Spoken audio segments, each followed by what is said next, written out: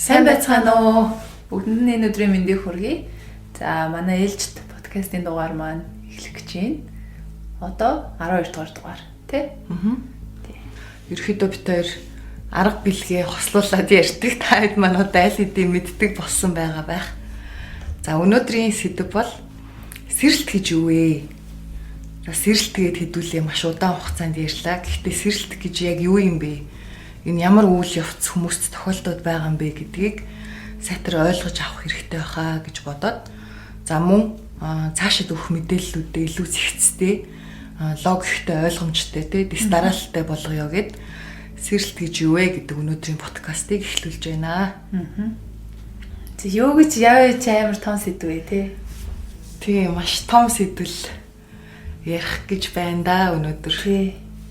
Анх spiritual awakening сүнсний сэрэлт хийгээл эхлээл явсан цагаас хойш унаал бүдчээл үхэл төрөөл тэр болгондоо нэг юм ойлгоол ингэж явсаар байгаад л угаасаа энэ бол тасралтгүй үргэлжлэх процесс гэдэг нь бол маш ойлгомжтой болчиход байгаа юм. Сэрэлтийн яг мөн чанар нь бол энэ өөр их том сэдвэлтэй бас их комплекс их олон талаас нь тайлбарлаж бас болдог.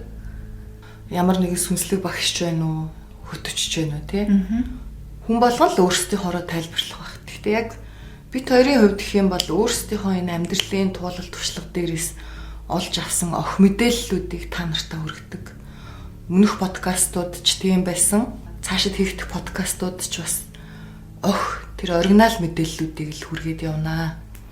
Ихэвчлэн хүмүүс хоёр дахь мэдээллийг түгэн гэдэг ч юм уу тий. За энэ нь юу гэсэн үг вэ гэхээр ямар нэгэн сэрэлттэй холбоотой мэдээллийг өөр их сурвалжуудаас аваад за түүнийгээ багцлаад өөрийнхөө ойлгоснороо контент бэлтгээд ч юм хүмүүст хүргэдэж штэ хэвчлэн монголч байна уу гадаад ч байна уу. Тэгэхээр бид хоёр болохоор яг ох мэдээлэл буюу одоо өөрсдийн өвгдээд дээд ухамсаруудаас авсан тэр мэдээллүүдээр та нартай энэ контентуудыг бэлтгэж хүргэдэг гэдгээ бас заавал хэлэх хэрэгтэй байхаа тийм.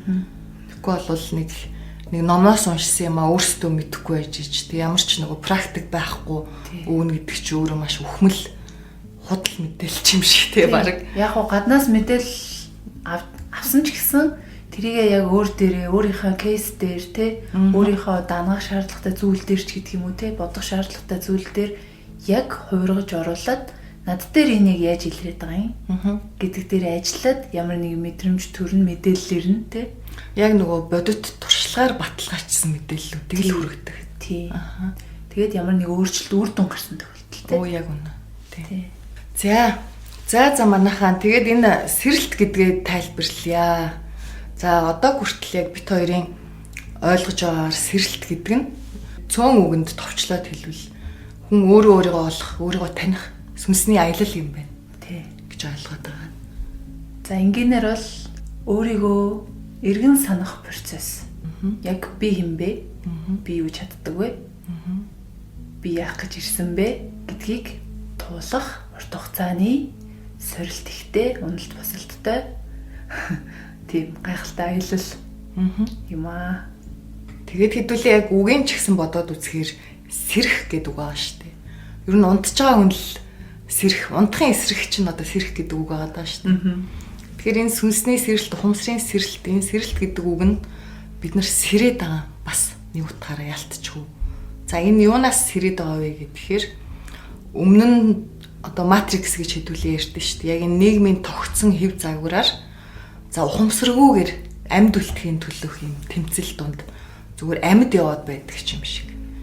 Тэгээ яг энэ сэрсэн цагаас эхлээд хүн амьдрч эхэлдэг. Тэ? Яг бүх хийж байгаа үйлдэл нь утга учиртай. Өнгөрсөн амьдрал нь туулал нь сайнтай муутай ч хамаагүй тэр бүгд утга учиртай. Тэгээд одоо туулж байгаа ер нь өдөр тутмын амьдрал энэ бүхэн ухамсартай, утга учиртай юм байна гэдгийг хүн ойлгоод ухаарад эхэлдэг. Ухамсаргүйгээр хийж байгаа үйлдэлээ ухамсартайгаар харах те. Би яагаад энийг хийдэм бол? Нар яагаад өглөө манддсан бол? Яагаад өдөр шөнө болдсон бол? Хүн яагаад сайнтай муутай байд юм бол гэдэг ч юм уу те бүх зүйлийн тэр учир шалтгааныг ухамсартайгаар ойлгохыг хичээх. Тэр нь сонирхолтой санагдах те. Зүгээр нэг зүйл болоод байдаггүй юм байна гэдгийг ойлгох. Бидний ерөнхийдөө нийгмийн одоогийн нийтлэг амьдрал бол яг юм байна шүү дээ. За төрлөө цэцэрлэгт явлаа. Сургуульд орлоо. За тэгээд дунд сургуулаа төгсөөд их сургуульд орох нь ихэнх нь орж ийн те. Зарим нь коллежид орж ийн. Эсвэл зарим нь шууд ажлын талбар дээр гарч ийн гэдэг ч юм уу. За ингэж явж байгаад ажил хийлээ, хүнтэй гэрлэлээ, хүүхэдтэй боллоо. За тэтгэврт гартлаа, ажиллалаа. Тэтгэврт гараад ач зээгийн хэсэг харлаа. Тэгээд үхлээ. Яг ийм ижилхэн замналаар хэдүүлээ чи яваад байгаа штэ. Энэ бүхэн чинь мэдээж бидний амьдралын нөө зайлшгүй байх хэсэг боловч сэрээгүй тохиолдолд бид нар энийг ямар ч ухамсаргүйгээр тэг хийгээд яваад идэв байна л та. За тэгээд бүтээлийг ер нь бол хүн бүтээх гэж дэлхий дээр ирдэг юм сүнслэглүүд байдгалууд байгаа тийм. Тэгэхээр нөгөө өөрийнхөө бүтээх гэж ирсэн бүтээлүүдээ унтаа байгаа нөхцөлд бүтээж чаддаггүй. Яг энэ саяны нэг хэвийн урсгалаараа явсаар байгаад энэ амьдрал буюу өөрсдөдөө оногдсон энэ үнэт цаг хугацаа үр бүтээлгүй үрээд дуусчихдаг тийм. Тэг яг сэрээд эхлэхээр миний энэ дэлхий дээр хийх ажил маань юу юм бэ те? За энэ оршихуй энэ дэлхий дээр дүүрэх орон зай минь юу юм бэ гэдгийг хүн хайгаад эхэлдэг штэ. Тэрийг амьдралын зорилго үүргээ хүн мэдээж хэрэг олдог. Гэхдээ эн чинь хүн болгоны туулал өөр учраас зарим нь бол хурдан хугацаанд болж болдог те. За зарим нь тэрнийг олох гэж 10 20 жил ч зарцуулах тохиолдол ард юм билээ л дээ. Тийм те. Зарим нь бол бүр ингээд дотроо хадгалсаар байгаад яг үхэхийн наан те харамсал гэдэг зүйлийг тэгээд нас барах жишээний ч юм уу те. Яг энэ нөгөө матрикс гэдэг зүйлд орцсон байгаа утгаараач тэр ихэнх хүмүүс тодорхой хэмжээнд сэтгэл санааны асуудалтай, сэтгэл готралтай, тэгээл нэг аз жаргалгүй, дуртай юм хийж чадаагүй гэдэг ч юм уу нэг амьдрал нухлагдсан. Тэгээд амьд үлдэхийн төлөө дотоод хүүхдүүд нь ихэнх нь хүмэлтэй болчихсон байгааг угаасаа л нэг том хүн болол мэдэрчээдэг. Тэгэхээр тэр бол унтаа байгаагийн шинж юм аа. Одоо хэдүүлээ яг энэ сэрэлт гэдэг нь товчоор хүний өөрийгөө таних, өөрийгөө олох үйл явц юм байна гэдэг ба штэ. Тэгээ бид нар хамгийн гол нь өөрсдөө мэддэг гэж насан туршдаа бодож явсаар байгаад насыг бардаг. Гэтэл яг үннийг хэлэхэд хүмүүс өөрсдийнхөө нэр наснаас өөр юу ч мэддэггүй. Яг үнэ. Би яагаад ийм зүйлд дургүй юм бэ? Би яагаад ийм зүйлд татагдаад байдсан бэ те? Яагаад одоо би уурлаад байдیں۔ Эсвэл дургүй ээжж тэрийг яагаад өргөжлүүлж хийсээр байдгийг те? Тэг янз бүрийн тохиолдлууд байна шүү дээ. Дөрдөл хязгааргүй. Би яагаад хоол их дуртай юм? Би яагаад ингэж одоо секс их маш дуртай юм те? Эсвэл би яагаад ийм сайхан сэтгэлтэй, итгэл даадаг, зан чанартай хүн юм бэ гэл өөрсдөө бид нар ерөөсөө мэддэггүй юм билээ. Тэгээд өөрсдөө мэддэг гэж бодоод идэг. Тэгээ мэддэг гэж боддог болохоор өөрийгөө мэдээ гэж зүтгэл гаргадаггүй, цаг завдал гаргадаггүй. Тэгж явсаар байгаа л насыг бартдаг юм шиг. Тэгээд яг мэдээд ирэхээр мэдхгүй байснаа мэддэг. Эхэндээ бол яах вэ? Би өөрийгөө мэдчихэйнаа л гэдэг тий. Угаасаа тэгж санагддаг. Тэгээд яг мэдээд ирэхээр үнэхээр юу ч мэддгүй байснаа мэддэг юм бэлээ. Тэгээл л гинтийн сюрпризүүд гарч ирнэ штэ. Бүр би чи ийм хүн байсан юм уу гэж гайхал авдаг тий. Ер нь л бид нар өөрсдийнхээ дургүй юмыг маш их хийцгээдэг л юм шиг санагдсан. Ихэнх хүмүүс анзаараад тахад дандаа амьд үлдэхийн төлөө өөрсдийнхөө дургүй ажлыг хийдэг тий. Бид нарт ялтчгүй хоол идэх шаардлага байна, хувц өмсөх шаардлага байна. За ингээл лизинг сөөх, интернет гэлтэй амьдралын хэрэгцээнүүдийг хангахын тулд мөнгө олохын тулд өөрсдийнхөө тэр дургүй ажлыг хийдэг юм билээ л дээ. Миний хувьд ч гэсэн яг мэргэжил сонгохдоо хүртэл 10 жилдээ яг үннийг хэлэхэд юунд дуртайгаа ч нэг сайн мэдхгүй, ямар мэргэжил сонгохч нэг сайн мэдхгүй. Ер нь хамгийн их мөнгө олдог ажлыг сонгоё гэж би маркетингийн мэргэжлийг сонгож ирсэн. Тэгэхдээ одоо маркетингийн мэргэжлийг яг сонгосондоо тэр ажлуудыг хийсэндээ ч юм өнгөрсөн хугацааны тууллууд маш их баярлж талархдаг. Хүнд яг нэг юм зомби үе гэж байгаад байна. Яг нөгөө нэг матриксийн дагуу те амар гоё байна гэж бодоод амьдралынхаа энэ цаг хугацаа цаг ер нь утга учиргүй өнгөрөөдөг юм шиг те. Нэг юм зориггүй амьдэрдэг. За ямар ч ихсэн сургуулаад өгсчлээ одоо ингээд ажиллаа хийн мэрэгжлийнхаа дагуу те. Тэгээ мөнгө олно. Карьер ахина. Тэгээд гадшаа тутагшаа явна гэдэг ч юм уу нэг яг л нэг юм байж байгаа. Тэгээд яг сэрэлт явагдахад найз нь болохоор нөгөө аимшигтай нэг юм сэтгэл готролт унжсэн л да. Энийг нөгөө хэдүүлээ сүнсний хар шөнө гэж яриад байгаа шүү дээ. Тэгээд тэр сүнсний хар шөнөө одоо бодоход би яг нөгөө тамаар яваад исэн юм байна гэдгийг ойлгож байгаа. Дотоод тамаараа. Миний дотор байсан нөгөө өөрийнхөө бүх эго дотор байдаг нөгөө чөтгөрөөдтэй хар талуудтайгаа нүүр тулж тэд нартай танилцсан үе гэх юм да. Яг сэрэлт эхлэх хүртэл хугацаанд би бол өөрийгөө яг үннийг хэлэхэд зүгээр хүний дээдл гэж боддог байсан. Сайхан сэтгэлтэй, итгэл даах хүн багмар шүү. Ер нь над чиг ийм сайн хүн хоордоо фан юм боддог. Нэг инхийн цагаан тагтаа шиг амт явдаг байлаа. Тэгээ яг энэ сэрэлт эхлээд нөгөө өөрийнхөө жинхэнэ тэр уур уцаар те шунал тачаал гэдэг ч юм уу эднэртэйгээ нүүр тулаад ирсэн чинь насан туршдаа би гэж итгэж явсан хүн би биш болоод нүдэн дээр миний бүтээсэн дүр ингээд үнсэн товрог болоод нураад унчиж байгаа байхгүй. Бүр юу ч хүнийг салхинд хийсээд. Тэгэхээр чин хүн яг тийм зүйлтэй уучрахаараа итгэлээ бүр мөс алдд юм бэлээ. Амьдралд итгэх итгэлээ, хайртай хүмүүстэй итгэх итгэлээ, ирээдүйд итгэх итгэл ерөөс бүх итгэл нуруунаад тэг хүн чинь өөрөө нөө сэтгэлийн амтан гэж бид нэр ярьдэн шүү дээ. Хүнд итгэл байхгүй болох цагт хүн ерөөсөө үхт юм байна гэдгийг ойлгосон. Тэгэхээр тэр сэрэлтийн ихэнд найзад нь бол асар том одоо үхэл явагдсан байх нь шүү дээ. Нөгөө миний өнгөрсөн хугацаанд бүтээж ирсэн дөрүүд маань үхчихэж байгаа байхгүй юу? Аимшигтай байсан яг үнэндээ үнэхээр үгээр хэлэх одоо тайлбарлахад маш үг. Би одоо юунд итгэж амьдрах юм бэ тий? Энд хороо дээр үнэн юм байгаа юм. Үнэн гэж итгэж явсан зүйлс маань бүгд худлуулаад таарчлаа ш. Тэгвэл би одоо юуны төлөө ингэж амьдрах юм бэ те. Тэгэл яг тэр харанхуугаатай явж байгаад хүлээн зөвшөөрлөлт гэдэг зүйл явагдаж байгаа. Нилээ удаан тарчилж штэ. Үгүй юм байж болохгүй, юм болж болохгүй гэд эсэргүүцэж штэ. Одоо болж байгаа процессыг эсэргүүцээд өөрийн хянаж чадахгүй байгаа зүйлийг хянахыг оролдоод байна гэсэн үг. Тэгэл нэг өдөр яалтчгүй нөө бууж өгөх шаардлага гарсан. За би бол ингээд маш өөдгөө юм байна. Миний дотор асар их эго байд юм байна. Асар их гомдол харуусал шунал тачаалч юм байдаг байсан юм байна.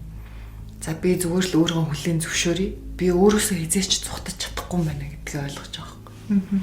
Тэгэл хүлээн зөвшөөрөлт явагдсан чинь ингээд тайвшраад нөгөө хонглын үзвэрт гэрэл асна гэдэг нь штэ. Ингээд дээрдэж эхэлж байгаа байхгүй юу. Тэгээ за тэгвэл одоо би яах вэ гингот хүний дотор бурхан чөтгөр байдаг гэдэг чи энийг хэлээд байгаа юм байна. Тэгвэл надад энэ шунал байгаа юм бол надад яг үүнтэй адилхан өгөөмөр зам байгаа.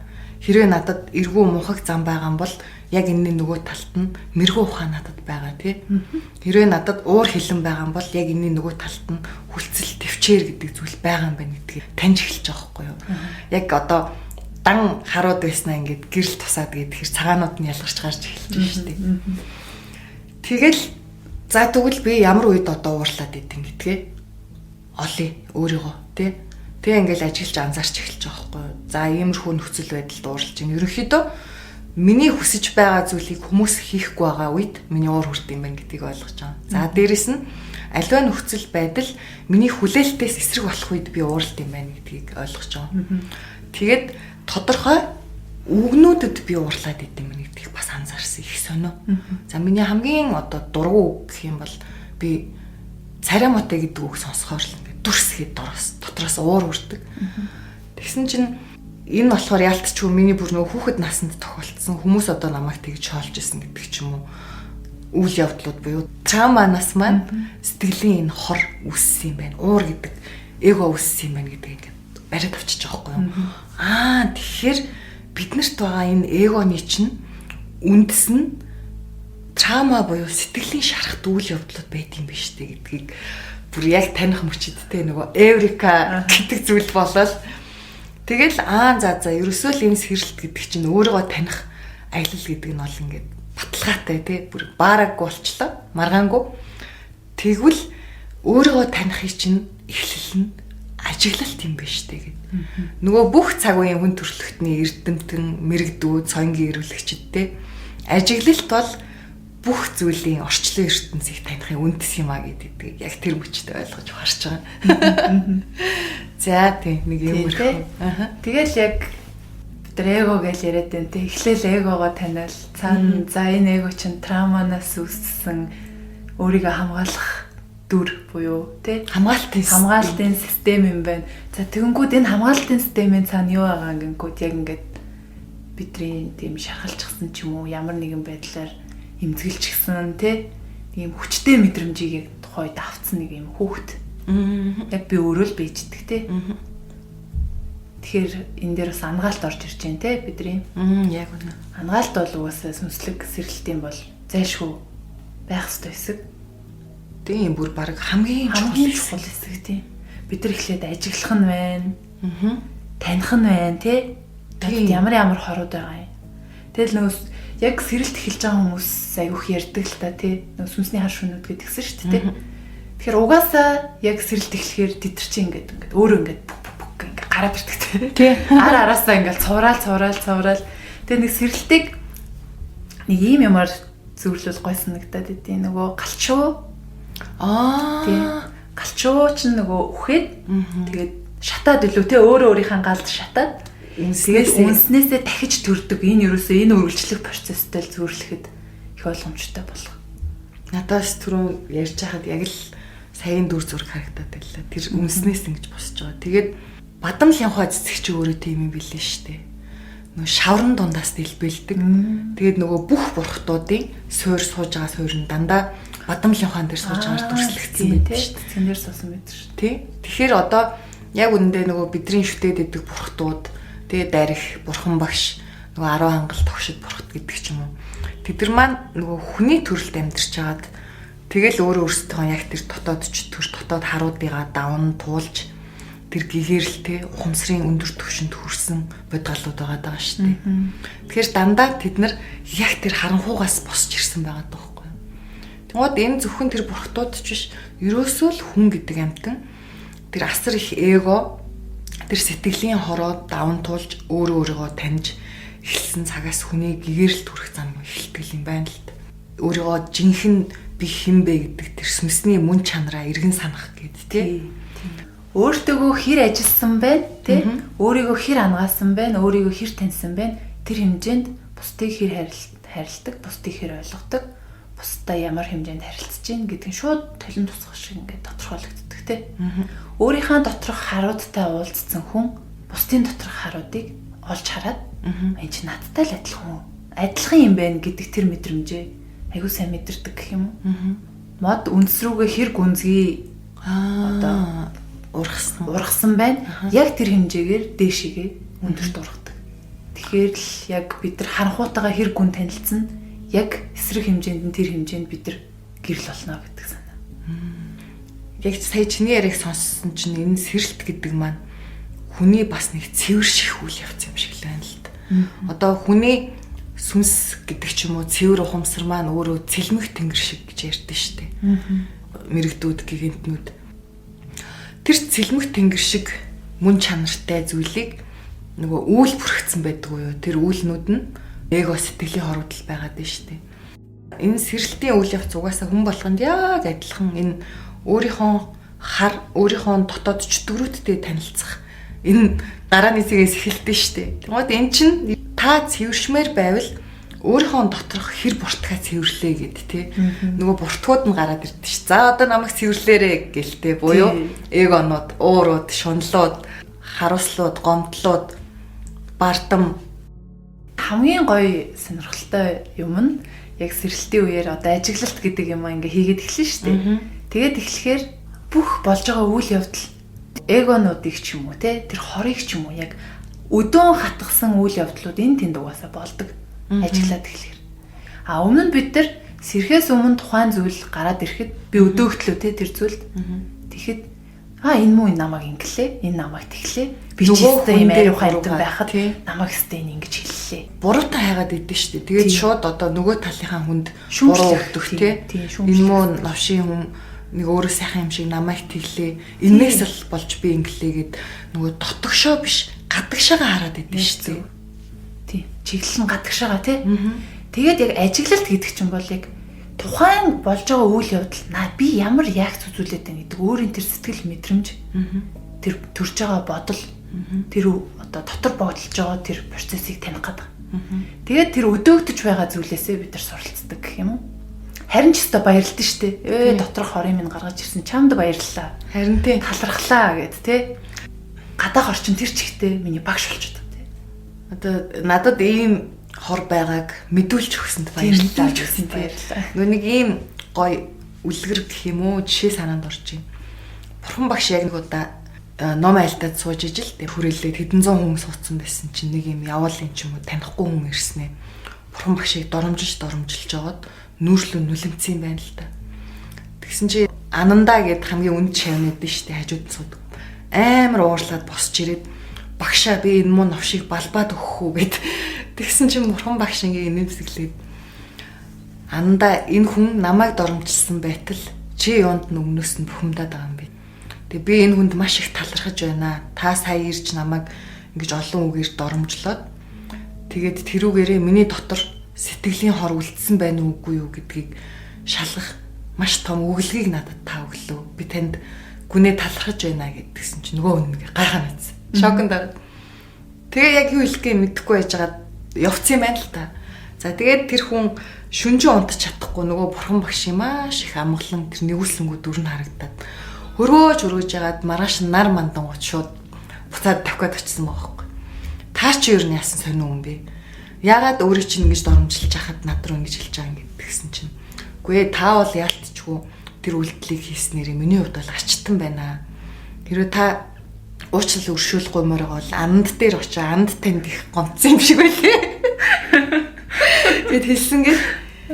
Тэгэхээр найзаа яг л угаасаа тэгдэм билээ шүү дээ. Яг ингээд ухамсарын сүнсний сэрэлт эхэлчихээр цаанаасаа нөгөө оршихуугаас бидний тэр хорыг гаргаж ирэх үйл явдлуудыг араас нь тэг гэвгээд тэгээ нэгэнд нь яг суралцаад ёо за нэг гоё гэл сэтгэл амрангууд тэг за ашгүй энийгээ давцсан уу тэгвэл дараачихын сориг даваарай мэ гэл тэг яг тэгдэг асар их ойрхон юм уналт буслалтууд болдог тэг яг сэрэлт их үед нэг өөртөө гутраал тэг нэг өөрийгөө хайрлал нэг бол бүх оршихуй орчлын ертөнц ямар их хайр дүр юм бэ гэл те. Нэг бол ёо энэ новшийн газраас хурдан явах юмсан гэж бодоо. Яа шигэртэй харъя гэл.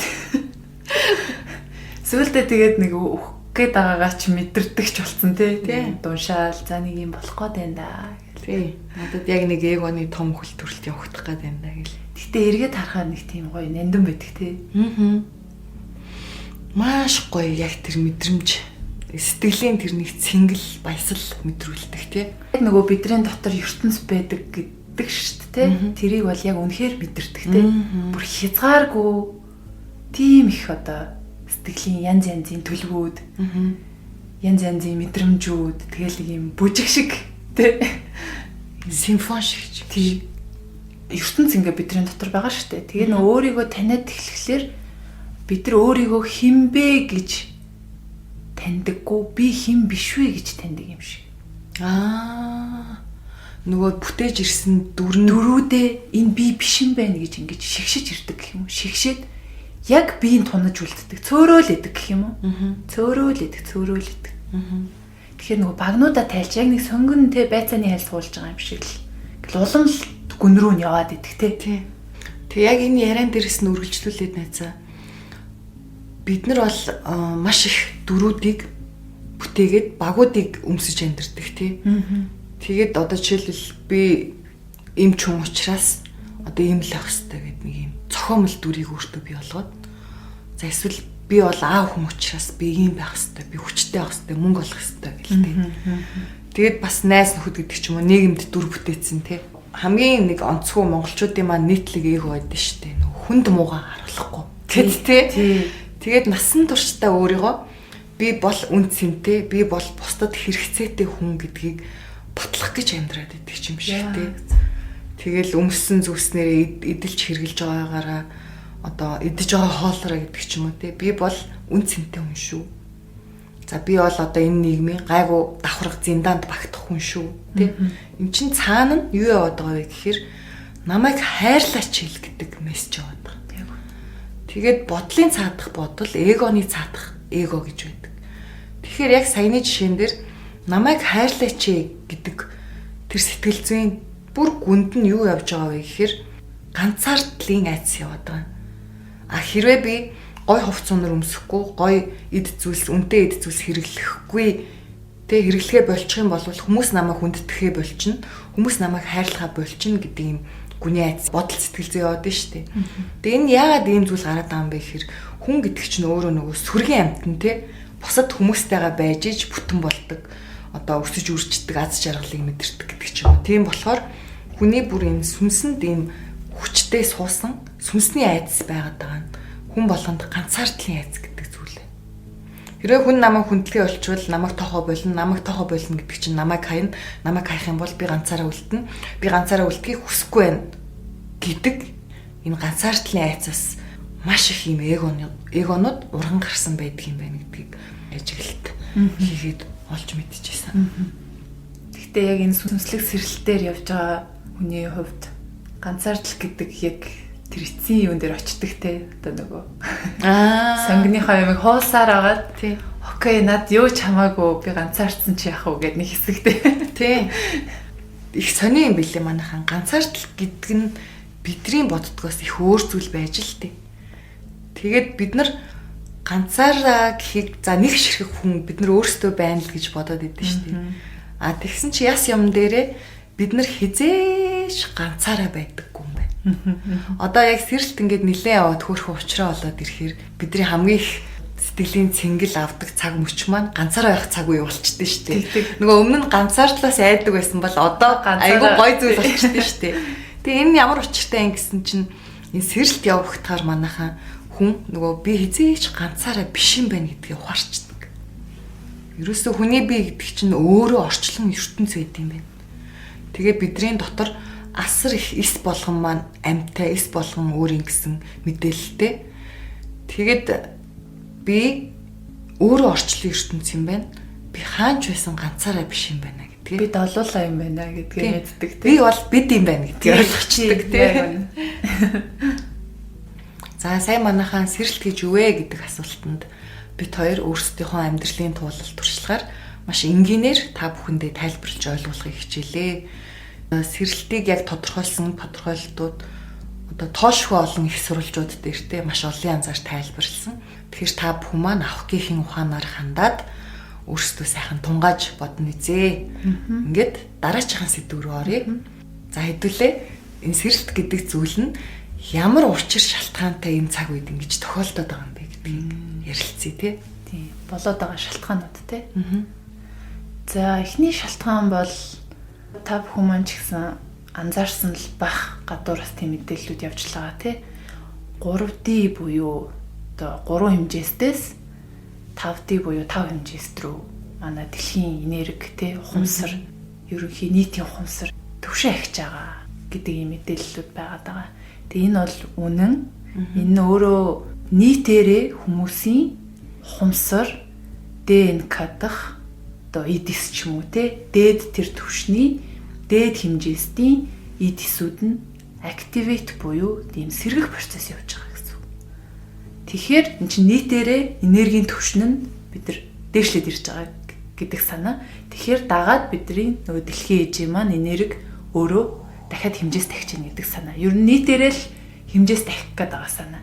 Тэгэнгүүт яг хүмүүс нөгөө асуудаг те 3D гэж яг юугаа хэлээд байгаа юм бэ? 5D гэж яг юугаа хэлээд байгаа юм бэ? 3D 5D гэдгээ тайлбарлах юм бол за одоо бидний амьдарч байгаа энэ 3D хэмжээс 3 хэмжээст ертөнц маань за бидний амьдарч гин, идж гин, амьд үлдэхийн төлөв. Тийм амьд үлдэхийн төлөөх тэмцэл ихэнхдээ явж байгаа. За чакрагаар тайлбарлах юм бол бид нар доотлын одоо 3 чакраны эргэлтээр л амьдраад байна гэдэг санаа. Тэгэхээр үндэс хүрд буюу бидний амьд үлдэх шаардлагатай. Дараагийн 2 дахь хувилгаан хүрд буюу үржих хэрэгцээ. Тэ? 3 дахь хүрд буюу бидний одоо амжилттай явах. Карьер, мөнгө, амжилт, алдар нэр гэх мэтчлэн зүйлийн хүрээнд л бид нар амьдраад байна гэдэг санаа. За тэгэхээр нөө 5D руу ороод ирэхээр бидний дараагийн зүрхэн хүрд буюу хоолой хүрд гэдэг 2 хүрдний маань хаалга нэгдэж ийн гэдэг санаа. Идэвхжиж чинь тэр хүртийн мэдээллүүд нь идэвхжиж чинь гэсэн үг тийм. Яг үнэ. Одоо ингээд нийтээрээ ингээд бид нар ингээд харах юм бол нэг нэгэ хайрлаж чадахгүй байна. Өөрийгөө хайрлаж чадахгүй байна. Бусдыг хайрлаж чадахгүй байна. Бид нар асар их хайрын дутагдлалд орчихсон яваад байгаа. Тэгээд бидний өөрийгөө хайгаад яваад байгаа энэ одоо нийтээрээ ингээд сэрээд байгаа шалтгаан нь бид нар өөрсдийгөө хайрлах сурах гэдэг байгаа юм. Бусдыг хайрлах сурах гэдэг. Тэгснээрээ бид нар энэ дөрвдийн хэмжээс руу орж ийн гэдэг санаа. Хайрын суралцах гэдэг л гэдэг санаа. 5D буюу бидний нөгөө 5 дахь хэмжээс буюу энэ хоолон чакра руу яваад орох юм бол өөрсдийнхөө яг оригинал цэвэр тэр баггүй, маскгүй хамгийн эрх чөлөөтэй байгаа тэр хөлбраараа орших. Яг өөрийнхөө жинхэнэ үнэн мөн чанараараа орших тэр зүйл байгаад байгаа. Одоо энийг мэ харах юм бол нийтээрээ маск зүүж амьдарч гин, бусдад таалагдах гэж амьдарч гин, өөрийнхөө хүсээгүй дүрийг бүтээж амьдарч гин. Тэрнээсээ болоод бид нар аз жаргалгүй байна. Тэгэхээр бид нар одоо 5D хэмжээс рүү орсноороо бид нар өөрийнхөө мөн чанараар буюу оршин дуртай зүйлээ хийх нь өөрсдийнхөө яг замыг бүтээлийг хийгээд яг өөрийнхөө тэр замыг зураглаад өөр өөрсдийнхөө тэр зам жимээр амьдраад тэрийгэ зохицлоогоод явна гэсэн. Тэгэхээр бидний 5D хэмжээст ертөнц маань бид нар нэг нэгээ хайрладаг, нэг нэгээ яг байгаагаар нь хүлээн зөвшөөрдөг, өөр өөрсдийнх нь оршихуй хүндэлдэг тийм гоё дэлхий буюу энергийн тийм төлөв байдалд шилжиж байна. Шилжих тэр процесс явагдах гад бидний сэрэлт гэдэг процесс идэвхжээд явж байгаа. За энэ ухамсарын хэмжээст өсөөд байна гэдгийг бүр гоё тодорхой тайлбарлавал за 3000 жилийн өмнө Сиддхарта Гаутам гэдэг хүн за өөрийнхөө тэр жинхэнэ сүнснийхаа мөн чанар бурханлаг чанартаа хүрснээрээ гэгэрлийг олсон тий. За бүх хүн төрөлхтнийг соён гэгэрүүлсэн тийм дээд ухамсарын бодгал болжээ. Тэгэхээр бурхан багшийн маань хийсэн хамгийн том бүтээл ажил нь юу вэ гэвэл ерөөсөө хүн төрөлхтөнд карма буюу үүлийн үр гэдэг зүйл байдаг шүү гэдгийг таниулсан байгаа даа. Бурхан багш гэгэрэлд хүрээд тэр кармын хуйлуудыг ч юм уу номлосон хамгийн том утга учир нь гэх юм бол тухайн цаг үед хүмүүсийн ухамсар 3000 жилийн өмнө бас дорой байсан тий. Бие биенийгээ алах ч юм уу бүр төрсэн ах トゥ хамаатан садан хоорондоо гэрлэх хулгай хийх мэхэмт чинь нөгөө жирийн үзэгдэл тий. Тэнгууд бурхан багш хүн ална хулгай ингээд та нарын үйлдэлд байгаа бүхэн чинь буцаж өөртөө чинь ирдэг буюу үүлийн үрийн систем дэлхий дээр ажилтсан байна гэдэг хамгийн том зүйлийг бид нарт ойлгуулад нэг ийм өвийг үлдээгээд бутсан байгаа. Түүний дараа гэх юм бол эзэн Чингис хаан маань байна тий. Тэгээ тухайн үед яг хатуу хайраар буюу сэлмээрээ яг энэ дэлхийг зассан шүү дээ. Маш их дарсалд амьдэрчсэн хүмүүсийг тий чөлөөлсөн, эрх чөлөөт нийгмүүдийг бүтээсэн. Дээрэс нь устж мөххийн даваан дээр байсан үндэстнүүд эзэн Чингис хааны тэр их инэрл нэгүсэл одоо байлдан дагуултын ачаар буцаж сэргсэн гэдэг ч юм уу. Асар их гавьяа буйныг үлдээд бутсан байгаад байгаа. Тэгээ эзэн Чингис хааны яг тэр байлдан дагуулт нь өөрөө өнөөгийн хүн төрөлхтний хөгжлийн суурь байсан юм байна гэдгийг бүхэл дэлхийн мундаг эрдэмтэд түүх судлаачид бол дуу нэгтэйгэр хүлээн зөвшөөрдөг юм билээ л дээ. Энэ хүмүүс маань эдгээр үүдийг үлдээгээд, эдгээр үүлийг хийгээд, эдгээр бүтээлүүдийг бүтээсний ачаар хүн төрөлхтөн нэг юм ухамсарын төвшнүүд шилжээд яваад байна да. Сая бол хэдүүлээ ингээд хоёрхан хүний л жишээ авч байгаа. Тэгэхээр бидний одоо амьдарч байгаа энэ цаг ирэн маань одоо яг тэр тухайн үед хүмүүс ухамсарын хэмжээс нийтээрээ өсөж байсан шиг энэ удаа хүн төрөлхтөн бид нийтээрээ ухамсарын хөгжил дэвших юм шилжилтийн цаг үед яг одоо бид нар амьдраад оршоод байж байна хэдүүлээ. Тэгээ тэрийг Библиэлд шүүлтийн цаг тий майдар бурхны ирэн бомбын ирэн тий алтан ирэн гэл нэрлэдэг байгаа шүү дээ тий. Нөгөө Майячуудын цаг тоолол чинь сая 2012 онд дуусаад дэлхийс үнэгээд бөөндөө нэг бужигналцсан шүү дээ. Тэр чинь хүртэл яг энэ дэлхийс үнэх гэсэн утга биш. Энд чинь шинэ ирэн эхэлнэ. Тиймээс шинэ цаг тооллоор явна гэдэг л утга санаа байсан юм билээ шүү дээ. За сэрэлт гэдэг үйл явц тохиолдоод байгаа хамгийн ихний шалтгаан бол саяих байна. За хоёрдугаар шалтгаан болохоор энэ бол яг бүх нийтдээ энэ сэрэлт бол Монголд зөвхөн биш ерөөсөө дэлхийд даяар дэлхийн бүх улс үндэстэнд явагдаж байгаа. За энэ нь юу вэ гэхээр бид нар хүн төрөлхтөн нэг л гэртээ буюу бид нэр дэлхий гэдэг гариг дээр амьдардаг. Дэлхийн ээжийн хэвлээс төрсэн үр садан байгаад байна шүү дээ нийтээрээ. Тэгээд хүн төрөлхтний одоо энэ өнөөгийн явуулж байгаа үйл ажиллагаа хийж байгаа бүтээлүүд нь өөрөө ихийгээ хөнөөхгүй байгаа. Бид нар яг нөгөө гэрээ эвдэж тоглож байгаа хүүхдүүд ч юм шиг тий. Тэгээд дэлхийн ээж маань өөрөө энэ байдлаараа асар их энэ уулуурхай тэгээд дээрэс нь ийм экологийн тэнцвэрийг алдагдуулсан олон төрлийн үйлдвэрлэлүүд агаарын бохирдол гол ус ямар их ширэгж ийн ан амтан өдөрт одоо бүхэлдээ ингээд хэдэн зуун төрөл зүйл устж ийн гэж байгаа шүү дээ дэлхийгээс. Тэгэхээр дэлхийн ээжийн маань өөрийн тэнцвэр алдагдаад буюу хүн төрөлхтөн өөрсдөө мөхөл рүүгээ ойртож байгаа гэсэн үг. Одоо галуу ивлэх гэдэг нь гэсэн үг шүү дээ. Тэгэхээр дэлхийн ээж маань бид нар бүгд хоорондоо холбоотой. Бид нар бүгд ам. Дэлхий ч гэсэн яг хүнтэй адилхан ухамсартай сүнстэй нэгэн том ам байж идэм байна л та. Тэгэхээр бид нар дэлхийн ээжтэйгээ энэ сүнсээрээ хүйгээр гэдэг ч юм уу холбоотой байдаг. А дэлхийн ээж маань энэ байдлаараа байвал ер нь бол тэсэхгүй нэ. Миний хүүхдүүд одоо болооч, сэрээч, ээжээгээ бодооч тий. Одоо ээж нь даахгүй нэ. Тусламж хэрэгтэй надад туслаач гэдэг мессежтэй энергийн түвшинд биднэрт маш их ирж байгаа учраас хүн төрөлхтөн бидний амьдарч байгаа амьдралын нэг л биш байгаад байна тий. Гэдгээ зөнгөөрөө мэдэж байна гэсэн үг тий. Энэ амьдралын хэв маяг маань бидрийг буруу юм руу буюу сүрэл рүү маань хөтлөөд байгаа юм шүү гэд. Угаасаа амьтан болгон зүнтэй штэ. Нөгөө амьтны зүн гэдэг зүйл нь өөрөө ямар үед ингэж олноороо буюу сүргээрээ идэвчиж сэрдэг вэ гэхээр нөгөө гамшиг ойрцсон үед юм байна л та. Аюул руу ойрцсон үед. 1960-аад лөө 70-аад оны үед амар хүчтэй газар хөдлөлт Монголд болсон юм билээ шүү дээ. Бүр нөгөө газрын ан цав үсээ тэнд нь мал амтан унаад бүр ингээ майлсаар байгаад нөгөө гаргаж авч чадахгүй хитгэн учраас сонсч ирсэн юм байна. Тийм нөгөө газрын гав үссэн гэдэг бүр ярьдэн шүү дээ.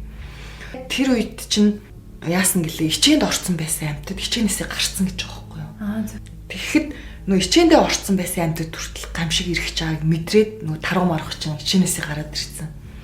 Тэгээ хүмүүс хараад за энэ нилээ юм болохгүй байна да гэд манай малчид энэ төр мэдэрчээсэн ойлгож ирсэн юм билээ л дээ. Үгүй цэвэр ажиглагчд сууж байгаа шүү дээ. Тийм. За энэ юу болох гээд байна нэг л том юм болох гээд байна гэд мэдэрчээсэн юм билээ л дээ хүмүүс. Тэгэхээр яг энэ шиг бид нар нөгөө гэрээ эвдэж тоглож байгаа хүүхдүүд шиг арай одоо дэндүү байгаа ядчитэл нийт хүн төрөлхтний хүн ам бол бүр 8.5 тэрбум одоо бараг болцсон уу тийм.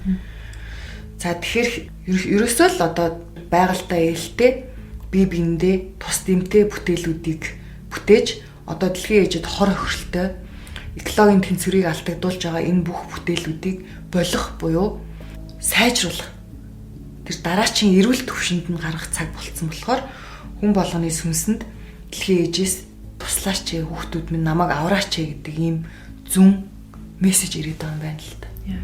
За тэгээд сүнс ухамсарын сэрэлт тохиолдож байна бидэнд нийтэд нь. Нэг юм хайрын эрчмээр амар тотцсон тий. Зүгээр л ингээд бүх юмыг мартаад заяа зүгээр. Маш энгийнээр л бодъё. Яг яах гээд ингээд уралццаагаад байгаа юм бэ тий. Харахны уралдаан шиг. Тий зүгээр яг юуны төлөө яах ч байгаа нөгөө дотор байгаа хоосон хар нүхээ дүүргэл хүсэл шүү дээ. Тэгээд зүгээр айгүй энгийнээр хэлэхээр ингэж бодогдоод идэв шүү дээ. Материалын хүсэл байхгүй болоход л бүх зүйл бараг бүх зовлон байхгүй болчих. Маш энгийн.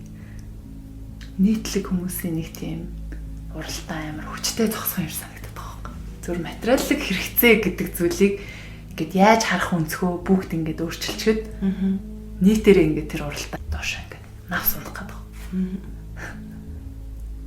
Ерөөс хамгийн гол нь одоо найз нь ажиглаад хахад хүмүүсийн нийтлэг нэг юм гажуу бодол үзэл гэдэг ч юм. Бид нар өөрсдөө яг энд мөнх амьдрах юм шиг боддог юм байна. Үргэлж тэр амьдралыг, мэдрэмжүүдийг, аз жаргалуудыг хоошлуулж ирсэн тий. Нэг бол дараа нь бол ингээл тий. Тэгээд биднэрт энд амьдралд оногдсон цаг хугацаа маш богино юм билээ л дээ.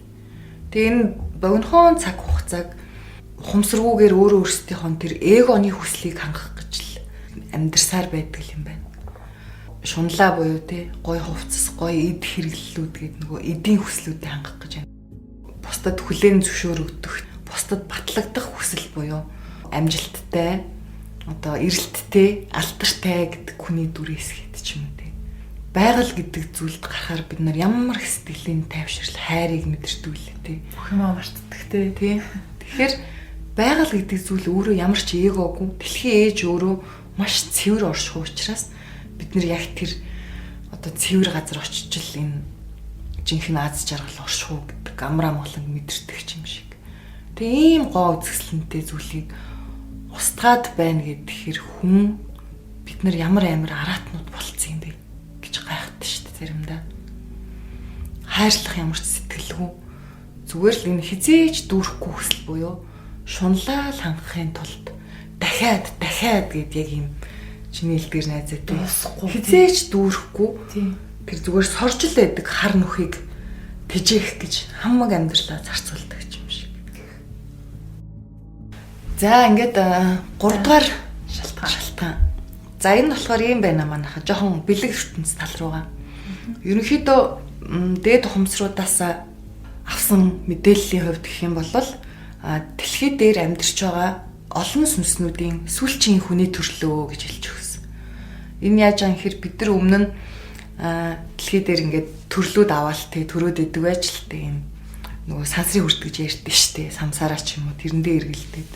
Тэгээ энэ яадаг вэ ямар учиртай вэ гэхээр манай дэлхий өөрөө яг нийт орчлон ертөнцийн хувьд одоо бэлэг ертөнц талаар тайлбарлал сургууль гараг гэж явдаг.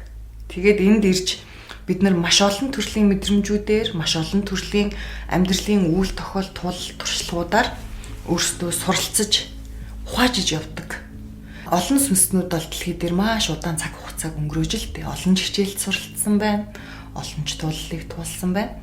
Тэгэхээр дэлхий маань өөрөө нөгөө ухамсаран шилжиж байгаа учраас одоо энд нөгөө тэнцэхгүй сүнснүүдийг бол дахиж төрүүлэх шаардлагагүй юм байна гэдэг юм шийдвэр гарч байгаа юм байна. Оршуугаас гэсэн үг шүү дээ. Тэгэхээр одоо энэ сүүлийн хүний төрөлтөө багтаад хүмүүс маань сэрж өөрөөсөө тэр сүнсний жинхэнэ мөн чанартай хүрэх богинохон цаг хугацаа үлдсэн байгаа юм байна. Тэгэхээр цаанаасаа хүн зөнгөөрөө нөгөө сүнсэн дотроос нь тийчлээд те төрөвчлсэн хөтөлбөр. Тийм л юм байна. Төрөлсөн хөтөлбөр те. Тэгэхээр нөгөө цаанаас нь тэр сүнсэн дотроос нь хатгаад дотоод хүн ойрлж чарлаад тийчлээд те би ингэж амьдрах хүн биш, би энэ ажлыг хийх хүн биш, юу ч таалагдахгүй байна.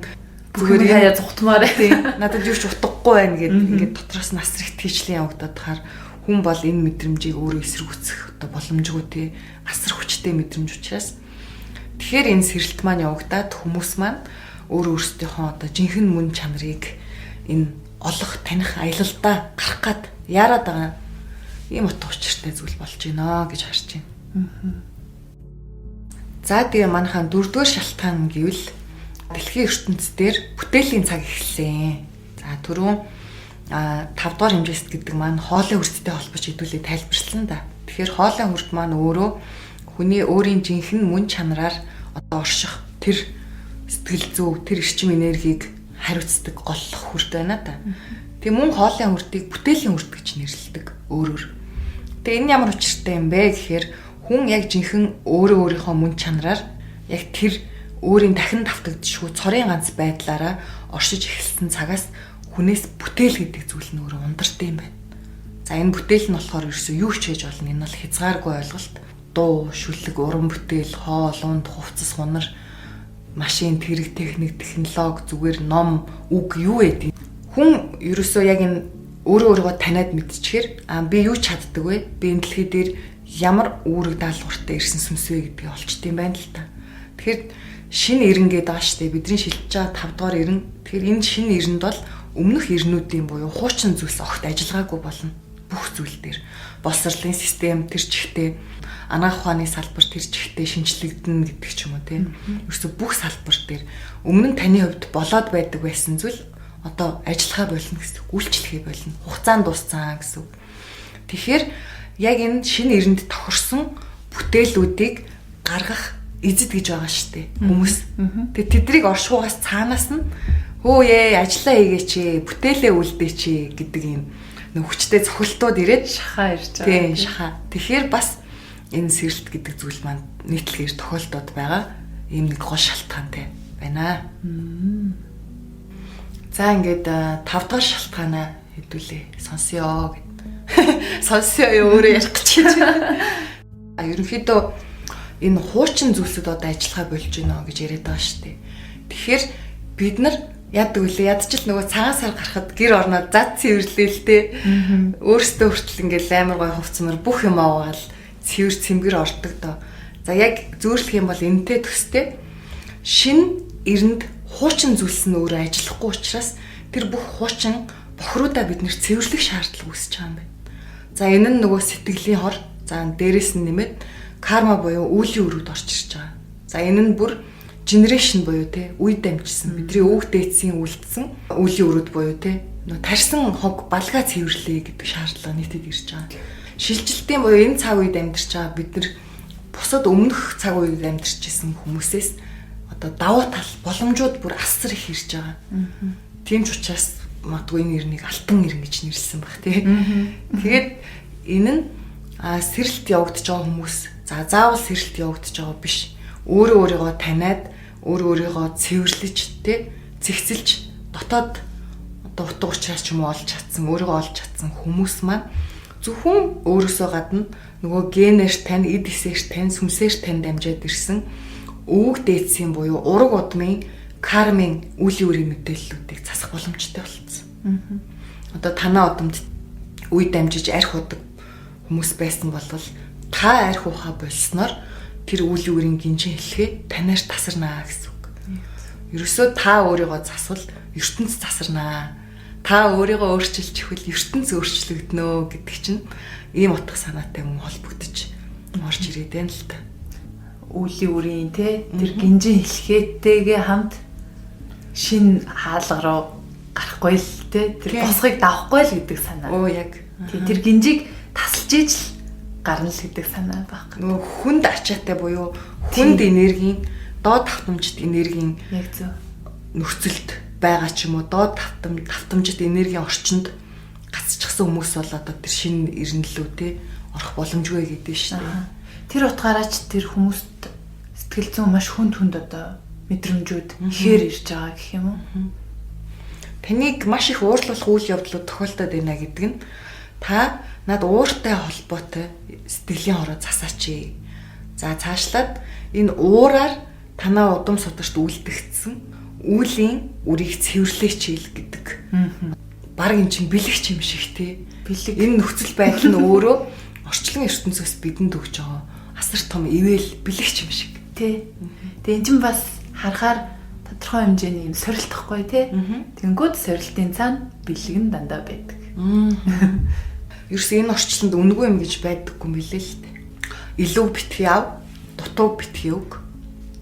За илүү битгий өг, дутуу битгий ав гэдэг ч юм уу те. Яг л тохирсон төлбөр бүх зүйлд байдаг шүү гэдэг санаа яваад байгаа. Та маш их хичээл зүтгэл гаргаж байгаа бол хичээл зүтгэлийн үр дүнг бол бүр заавал хүртнэ. Яагаад гэхээр энэ орчлон ертөнцийн дүрм нь өөрөө тийм юм бэлээ. Хин одоо цаг хугацаа зарцуулж байна. Хин энерги эрчмээ гаргаж байна. Хин хичээл зүтгэлийг үзүүлж байна. Тэр хүнд шагналыг нь өг. Үнэхээр гой нэг юм дүрмтэй юм бэлээ шүү дээ бидүүлээ чинь. Харин тийм. За шалтгаанууд ингээд ерөнхийдөө одоо хоёулангийнх нь хувьд шүү дээ тий. Өөрсдийн амьдралаар тэгээд хумсруудаасаа олж авсан одоо ох мэдээлэл бол ийм байна. Тэгэхээр сэрэлтийн шалтгаануудыг ер нь бол гол шалтгаануудыг баг хоёулаа багцлаад сая хэлээд болчлоо шүү тий. Тэглээ. За ингээд бид хоёрын өнөөдрийн энэ дугаар тий. Энэ хүрээд дуусж байна. За тэгэхээр ямар ч байсан сэрэлт гэж юу вэ? Сэрэлт явагдаад байгаа шалтгаануудын талаар ойлголтуудыг багцлж ярьлаа сая. За тэгээд дараагийн дугаараар та хэдтэй сэрэлт яг эхлэх үеийн тэр шинж тэмдгүүд, симптомууд гэж ярьдэн шүү дээ. Яаж илэрдэг вэ гэдгийг сайхан дэлгэрэнгүй өөрсдийн туршлагаараа за мөн үгдээцтэй ухамсаруудынхаа хэлж өгсөн мэдээллийг хооронд нь гой сүлэлдүүлээд бас нэг сонирхолтой гоё подкастыг бэлтгэн хүргэнэ. Тий. Тэгээд манайхаа өнөөдрийн яг ярьсан сэдвийнхаа дагуу та бүхэн яг өөрсдөн дээрээ яг цэвэр тэр ажиглалтай өнөөдрөөс эхлээд яг одооноос эхлээд өөртөө төлөвшүүлээд хичээгээд те ажиглаад нэг ч гэсэн юмыг ажиглаад барьж аваад түүнийгээ цааш нь ухаад энэ яг яв бол хаанаас ирээд байгаа юм. Энэ яг надтай яаж холбогдоод байгаа юм гэдгээ нэгэн зүйл дээр хийгээд үзчих те. Тэгэхэд л бусд нь яаж хийх нь тодорхой болоо гараад ирнэ. Тийм болохоор та бүхэн маань ажиглалтаа хийгээрээ. Одоо та би яагаад уралдаг вэ гэдгийг л ойлгочих юм бол бусад тий тэгвэл би яагаад шуналдтыг гэдэг ч юм уу. Тэр арга барилаа болчт юм билээ л тий хүн. За ингээд дараагийн дугаараар хэдүүл явуулцъя. За манай подкастын өрөө та засварвал ертөнц засварна. Та өөрчлөгдвөл ертөнц өөрчлөгдөнө. За баяртай. Баяртай.